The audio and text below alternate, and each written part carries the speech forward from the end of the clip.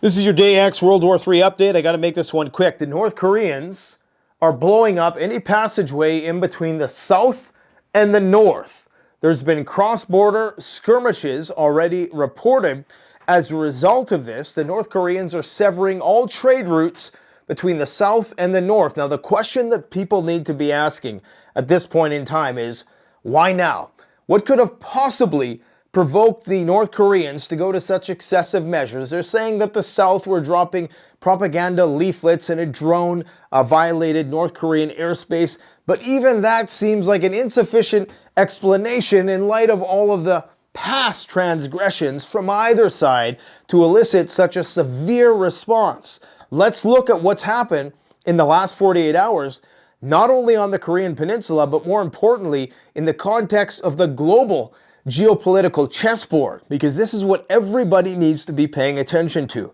This is a world war, and increasingly by the day, it becomes more and more of a world war as defensive pacts are signed between all of the, what we refer to here in the West as the axis of evil, right? North Korea, China, Russia, and Iran primarily. Now, in the last 48 hours, the North Koreans and the Russians have ratified a defensive strategic pact, which essentially means that when one country comes under threat or is attacked, the other country is going to come to their aid. It's essentially an Article 5 for North Korea and Russia. If the North Koreans get attacked by the South and the Americans, the Russians then are obligated to come to North Korea's aid, even if that means nuclear aid, okay? North Korea is now under the Russian nuclear umbrella, even though the North Koreans have their own nuclear weapons, and increasingly more so. The North Koreans in the last 48 hours, in addition to blowing up these roadways, conveniently right around the same time that this defensive pact was finally officially ratified, also state, and this is according to KCNA, which is a North Korean state-run news agency, they claim that 1.4 million students have volunteered to enlist in the military. Now, whenever you say volunteer and we're talking about a communistic authoritarian society, we know exactly what that means. That means it's coming at the end of the barrel of a gun. Nonetheless, this signifies a new high point in tensions. We're talking about 10,000 artillery pieces that are currently amassed along the North Korean border that, according to the head of the North Korean military, are ready to open fire at a moment's notice. Now, we're no strangers here to hardline rhetoric with the North Koreans and the South Koreans. It's the most vociferous of any rhetoric on any battlefront and the most unprofessional and undiplomatic because, of course, while there might be an armistice with the North Koreans and the South Koreans, they're still officially in a state of war. So, of course, it's going to be incredibly belligerent talk. Nonetheless, this is a new point in hostilities. Now, let's look at the timeline of all of this. And remember, we have North Koreans fighting inside Ukraine. Allegedly, they're collecting intelligence, doing training, building military structures, and they're even saying they're building a dedicated brigade of 3,000 soldiers, 3,000 North Korean soldiers to fight on the front lines inside Ukraine.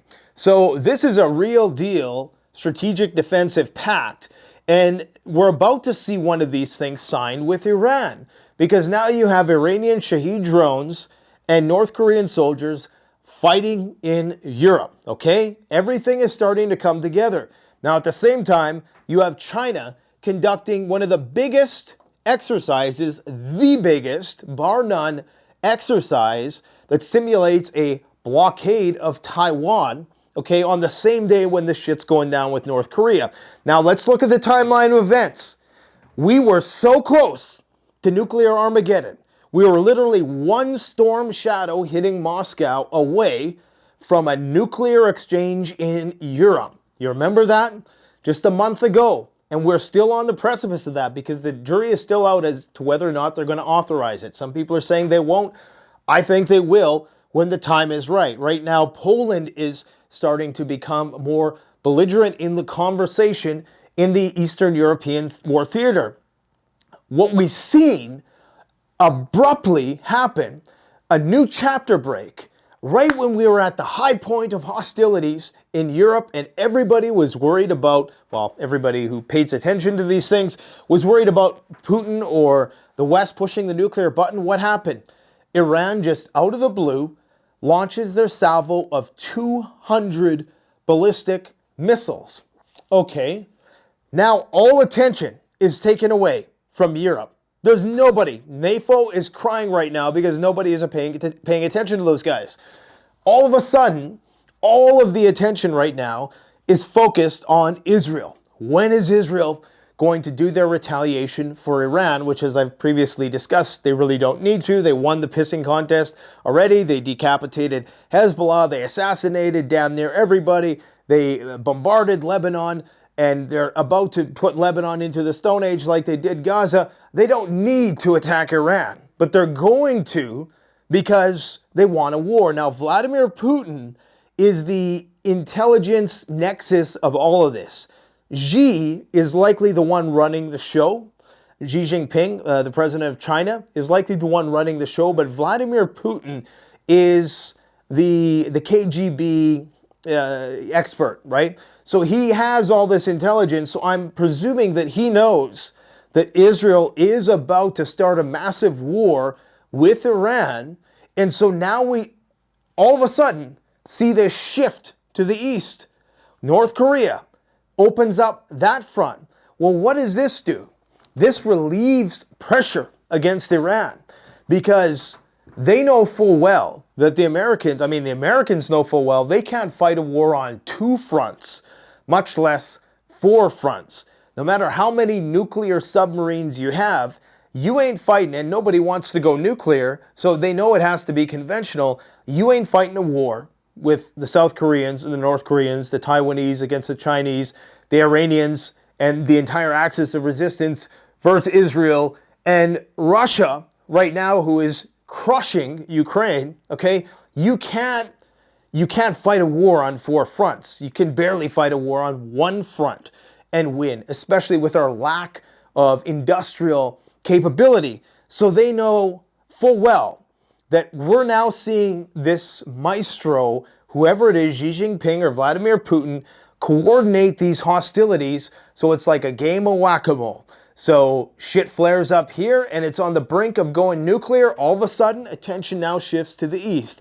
Now, I don't know if this North Korean rhetoric is going to fizzle out. It very well may. Nonetheless, we have been reminded in the last 24 hours with this Operation Joint Sword, which simulated a blockade of Taiwan that's seen the largest, and I think the Chinese do this on purpose. They're increasing the size of these exercises on purpose. And I think one of these days, again, as my saying goes, there are no military exercises, only World War III disguises. One of these days, this exercise, when it's at sufficient size and scale, will actually be the real thing. And it will start off and it will seem like an exercise, but it will actually be the real thing.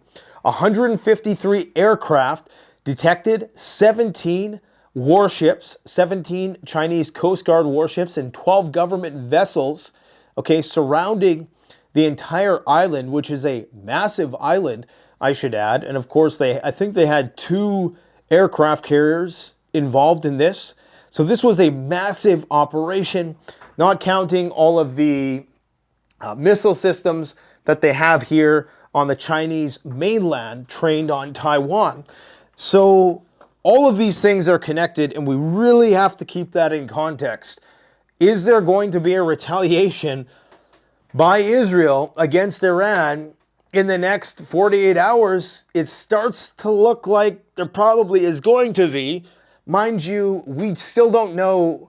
We still don't know exactly, because at this point in time, it makes no sense for Israel to do this right now. Let's just get that straight. They are in a war with Gaza. They're in a war with Lebanon. They're in a war in the West Bank. They're in a war with Yemen and the Iranian militias in Iraq and Syria. The last thing they need is to provoke Iran.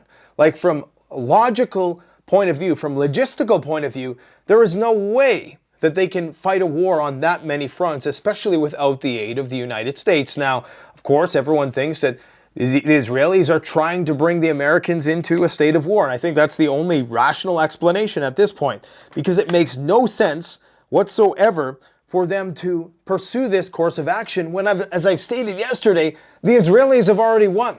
They've proven themselves. They did the decapitation strike. They did the pager thing. They claimed to have blown up a lot of Hezbollah's missiles. They claim to be kicking ass in southern Lebanon, even though Hezbollah is still alive and very well and pushing back. In fact, there's been some massive blunders by the IDF in recent days. So it starts to look like this global pariah, which they are becoming, and you're even having Europe now turn their back on Israel because they know what's coming. Europe knows if Israel starts a war with Iran, it's not going to affect Americans that much. It will, because the price of oil is globally traded, but it's going to affect Europe a hell of a lot more because Europe has no oil. It's also going to affect China a lot more. That's why Emmanuel Macron, with his nuclear weapons, is starting to say, you know what, screw this.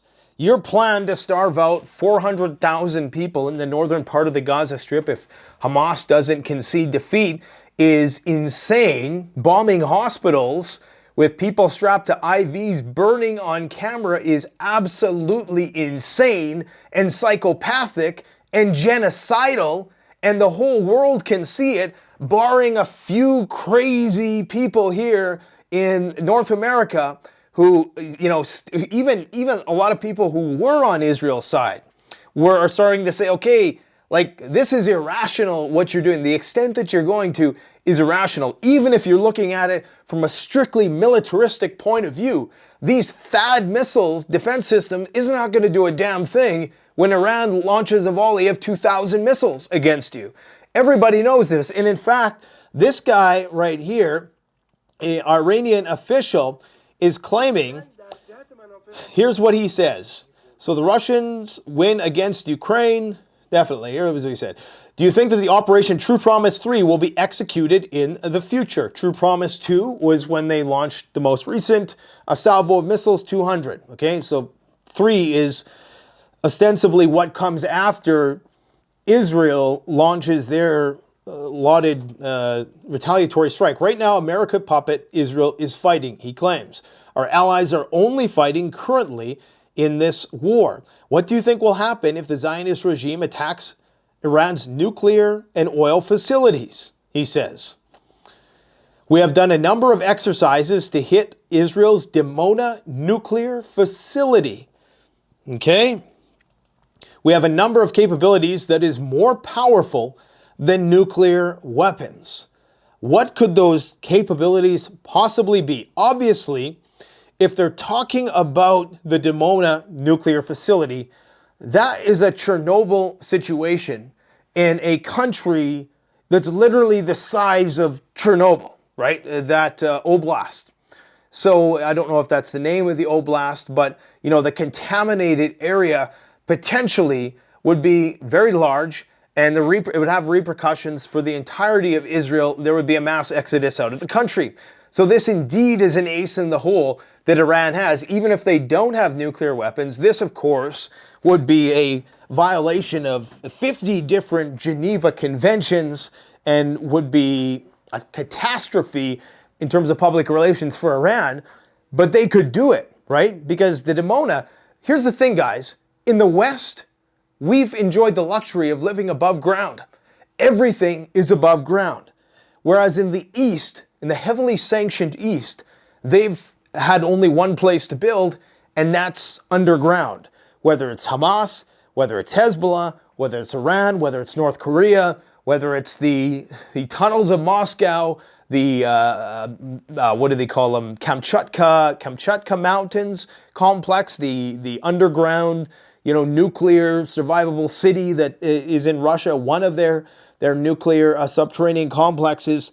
The East is collectivist, they are traditionalist, they are hardcore religious, a lot of theocratic aspects, they're communistic, and all of these things are strengths when you're talking about fighting a war.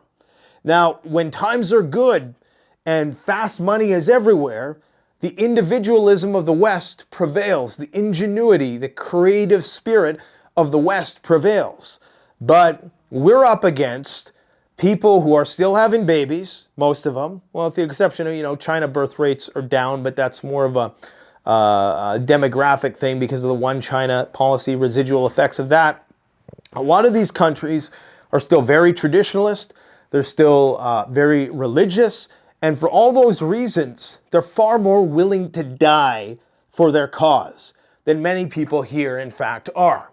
People here are willing to die for liberty, but that becomes such an obscure concept when you're trying to project power around the world and nobody's invaded you for the longest time. I mean, nobody's actually invaded North America. Granted, okay, the Russians invaded Ukraine, yes. There's a backstory there. Any historian can tell you that it's a complicated situation. It's not so cut and dry as a lot of the NAFO smooth brains would like us to believe. So if we decide to go up against this Eastern powerhouse of war boys who are willing to die for their cause. I love that scene in Mad Max 2. If you guys haven't seen Mad Max 2, this isn't much of a spoiler, but what's the guy's name? Not the Lord Humongous, the main villain who was in the first one. These guys try to raid his compound, and he says, select one of my war boys. And so the guy selects one, and the guy kamikazes down, suicides himself, okay, and blows himself up on these guys, and that's just to signify the level of commitment of a lot of these societies. I'm not saying the Russians are going to be always like that, and even many the Chinese. There's going to be some resistance there, but by and large, because of their collectivist mindset, because of that traditionalism, that theocratic underpinning that, especially in Iran, not all Iranians, of course, because there's Western undertones of resistance emerging there as well. Nonetheless, what I'm saying is we're going to be spread far too thin if this shit goes down. Now, when he's talking about capabilities that are more powerful than nuclear weapons, what could he possibly mean? Is he talking about sleeper cells that could be activated because of all of the undeterred immigration that has occurred over the last 10, 20 years as a result, ironically or unironically, of the mass immigration that's been forced and the refugees from previous wars? Are those sleeper cells going to be activated? Is he talking about something asymmetrical? Are they talking about cyber attacks? Are they talking about biological warfare? If Iran has the capability to create nuclear weapons, they likely have the capability to create viruses. I'm not saying they're going to do that. I'm just saying it's something else for consideration. Are they talking about chemical?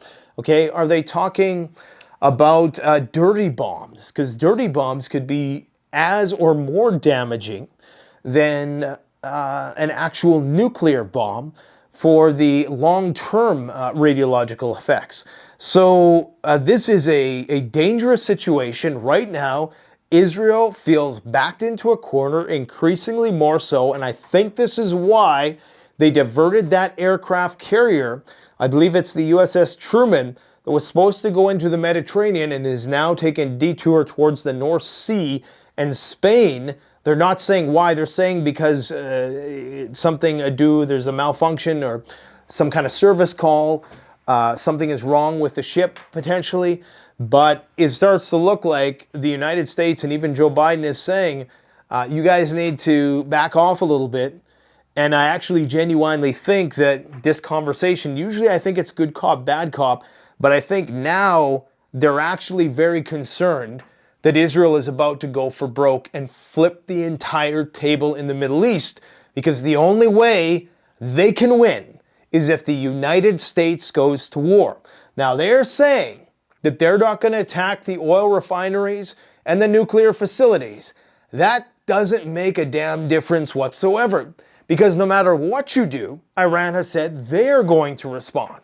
And of course, when they respond for real, with Operation True Promise 3.0, as they're talking about in this interview, that's when Israel is going to say, okay, now we've been attacked, there's probably going to be loss of life, And now that is the flashbulb event that they need to galvanize the American military-industrial complex to come to their rescue. And all of this happens on the eve of the elections. We are living in crazy, crazy times. Now, I think I went on a lot longer than I wanted to today. I think I got the point across here. Israel's also running out of interceptors, allegedly, and this is why Hezbollah has been able to get more drones in, because I've noticed that Israel is rationing their Iron Dome interceptors. So a lot of the times these rockets are falling in open fields. They're not very accurate. So the Iron Dome, instead of wasting an interceptor, they just ignore it and they let it fall and hit, which makes sense. But they've only started doing that more recently, as they've started to notice that their attritional rate is much higher than Hezbollah, allegedly, despite all of these wins that we're hearing about. Apparently, they're struggling, and of course, they don't have the production capacity at all to meet the demands, especially if the Chinese disconnect and Trump puts the 100% tariff on any country that doesn't want to trade in the petrodollar. I mean, if that happens, then we have to reindustrialize. That could take years, okay? So there's no way in hell. This is an Iranian oil facility that went up today. Possible sabotage by Mossad agents. So we know that Mossad has its tentacles deeply embedded within Iranian society, because they were the ones who bombed Haniyeh's hotel room, and they knew that he was going to stay there. So you know they have guys on the ground who can do things like this. So Iran is going to factor this into their retaliation of Israel's retaliation, regardless of whether this is an off-the-books attack. Because, of course, the Mossad and the IDF are going to say to Joe Biden and friends, they're going to say, well, you know, you told us not to attack directly oil refineries, but we could still do these covert ops, right? But all of this is going to be cumulative, especially when they do their big arrow attack that they're planning on doing. And according to a senior Israeli official, the targets for an Israeli retaliatory strike against Iran have been decided, and now it's only a matter of time. The suspension builds. The thing with Israel, though, is they didn't forewarn us about the pagers. They didn't forewarn us about the assassinations. They don't forewarn whenever they're going to do something important. So all of this buildup, it starts to look a little suspicious. It starts to actually look, are they going to do anything at all? Or are they the ones that are just hoping for a Pyrrhic victory and a limited Iranian response, because they know full well that 48 THAAD interceptors ain't going to do shit, right? It's important for people to remember that back in June of 2022, and I distinctly remember talking about this at the time, I talked about this exercise that they were doing in one of my first daily updates where I used a screen. It was a really, ragtag setup. Now, the Israeli Air Force simulated wide-scale strikes on Iranian nuclear facilities. In addition to that, everything that we are seeing today, this is pre-October 7th, that the IDF claims they had no knowledge of, right? This is all of what we're seeing played out right now is essentially this simulation, this Chariots of Fire exercise that they did in 2022. Participated 100 aircraft as well as Navy submarines, and this is essentially telling you what their plan is going to be. Then you have to add on top of this the U.S. bomber fleet, which will be leveraged in order, because that's the only way they're targeting any Iranian nuclear facilities is with nuclear weapons, and even then it's not a sure thing. Nonetheless, just to remind people, this exercise was consisted of 100 aircraft as well as Navy submarines participated in the drill that spanned some 10,000 kilometers, simulating a strike on Iran's nuclear facilities.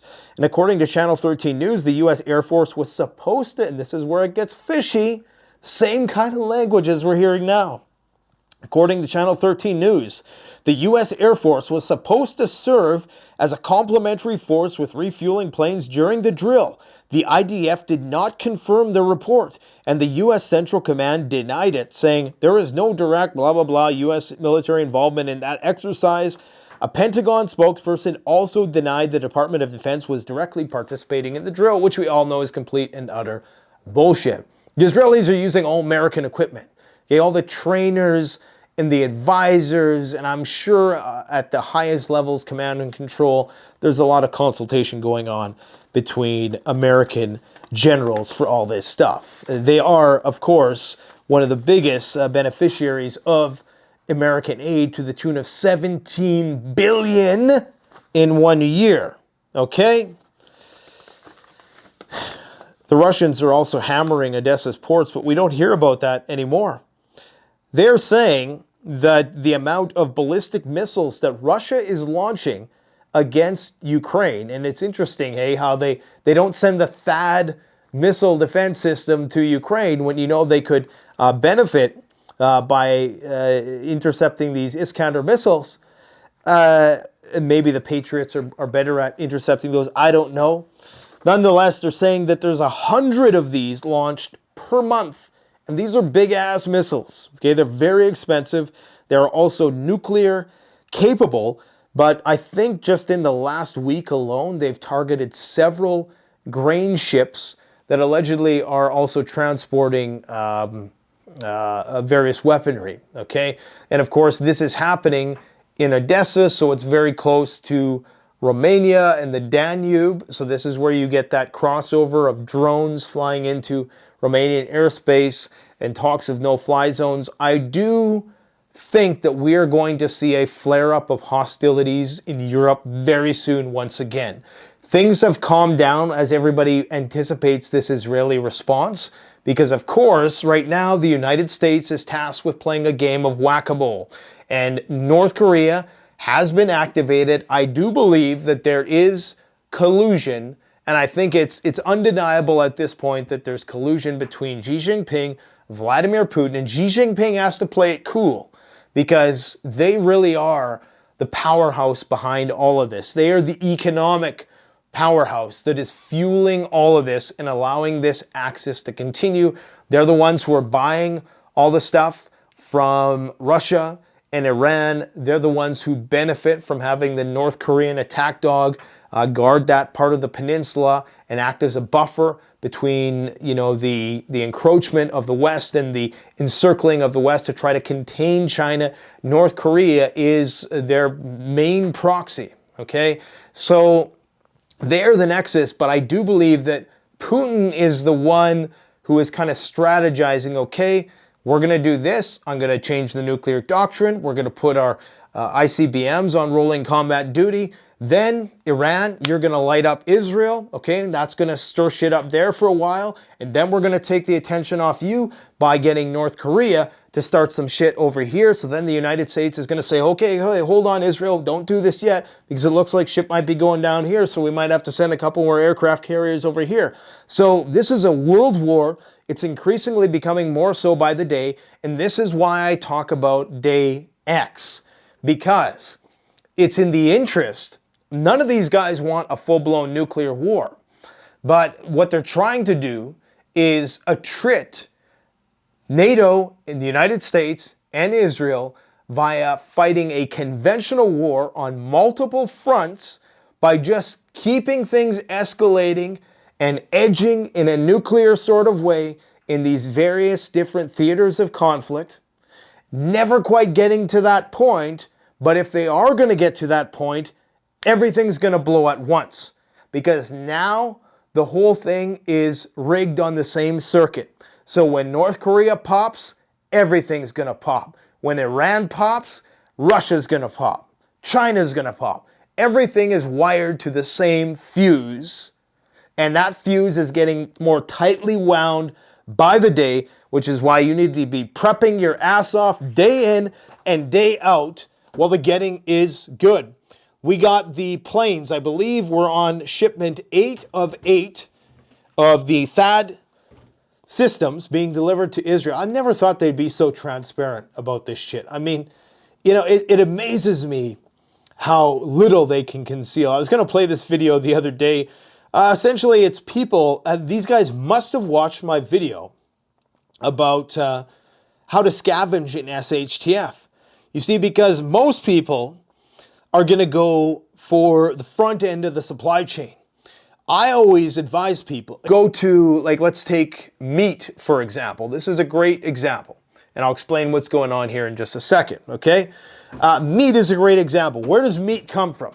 It comes from cows, chickens, farmers' fields.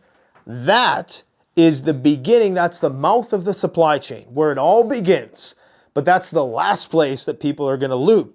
Now, if you go trying to loot farmers, you know, cows and chickens, you're going to be on the other end of a barrel of a shotgun, I guarantee you. So don't tell them the Canadian Prepper sent you. I'm just saying that most people aren't going to get wise to this until much later on, because people are going to start at the beginning of the supply chain. First, they're going to knock off all the stores, the 7-Elevens, convenience stores, then they're going to go to the grocery stores, then they're going to go to the consolidated food stores, then they're going to go to the shipping, like the trucks and the trains and the places where these things are manufactured, where meat is processed. Then they're going to get the bright idea. They're going to scratch their heads. They're going to be like, where does meat come from again? Oh yeah, it comes from the cows in the farmers' fields. Let's go hunt us some cows, because everything else has been hunted to extinction or pushed back into the forest so deep that we can't get to it. That's what's going to happen. And we're already seeing this Mad Max shit play out. People are looting train cars. I mean, this isn't really new, I guess. In fact, I think this happened just a few months ago, where they were looting Amazon trains or something like that. I just found this, you know, I mean, this is where we're at. You know, they're getting wise. They're moving up the supply chain in terms of their looting and scavenging. And we're not even in SHTF yet. You know, the good thing about SHTF is people ain't going to be looting TVs, because there's not going to be any place or power source to plug them into. The bad thing is that a lot of unprepared people are going to be doing a lot of desperate things. And if you think it's this bad for material and frivolous pursuits, wait until it's for something that you need to sustain life. We ain't seen nothing yet in this society. The collapse of Western society is going to make what's happening in the Gaza Strip seem like a walk in the park, where people cooperate, where people, by and large, support one another in a collectivist, theocratic society. Here, it's going to be dog eat dog in most cases. In most cases. Not in all rural environments where people, you know, you grew up with get along, but, you know, when the chips are down, as the Joker would say. Anyways, guys, I got to get going. Thanks for watching. Don't forget to like,